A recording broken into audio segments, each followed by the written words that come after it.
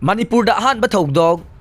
thawri ba kar manungda nupi macha ma naha ani na ikai khumna ba mangan bikhrei Manipur da thokpa nupi macha sing da chathaba khwaidagi tamthira ba ikai khumna ba mangan bi bagi thogdok singi manungda ahan boy na thawri ba kar manungda nupi macha ma naha ani na ikai khumna ba mangan bikhrei hai re thogdok asigi matang da ngarang Imphal West District ki Women Police Station ki maikei dagi Special Judge Pokso Imphal West ki court tang thogdok sida senabani haiduna faraba naha ahum puthorokhrei loinana makhoi ahum bu thogdok asigi matang da lokhatpa case ka mari lainana numit mangani gi police custody remand pibi na ba tawrakiba prayer dang phongdok bagi matungi nei kai khumnaba mangan bikhrabe nupi adu masagi chahi 13 khakta mangai ri hai re mahakna tha asigi 13 ta mayumdagi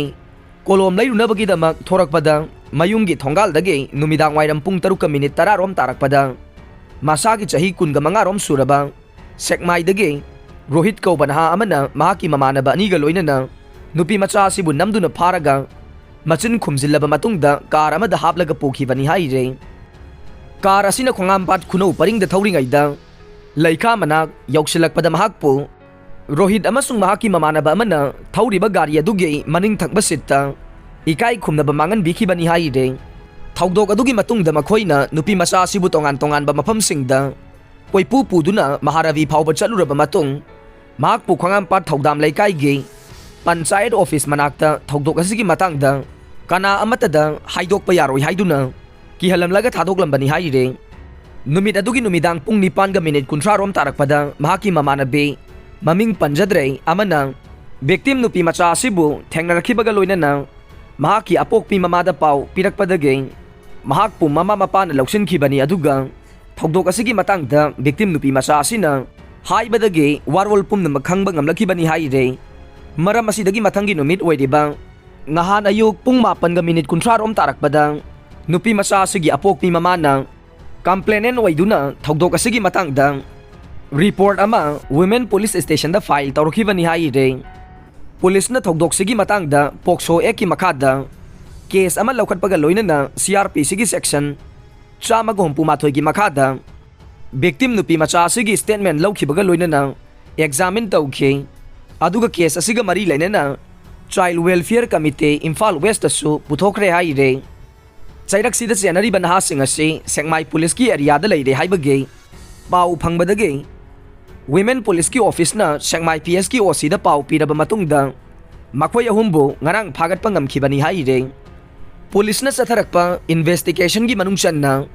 nupi macha asina thogdok thokpa matamda setcha khiba phirol singsu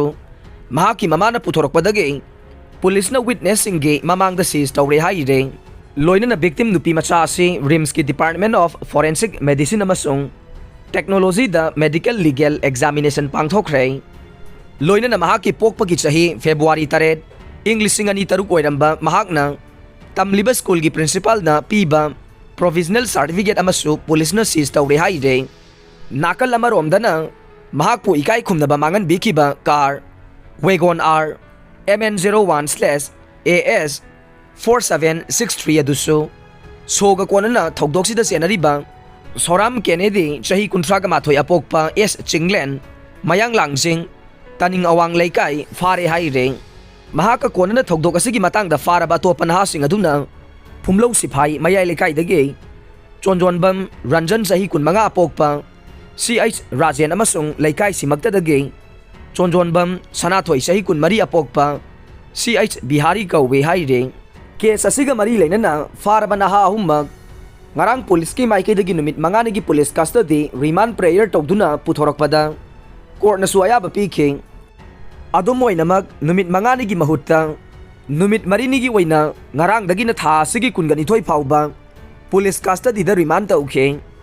makhoi ahumbu police na court puthorakpada makhoi gi maikei da council ama ta thorokhidabana remand objection tawrakhidei adum oinamak court ki maikei dagi de makhoi da free legal aid council gi khudong saba phangbage right lai haina khangan khi haire aroi bada tabi riba pumnamak pol thagat chare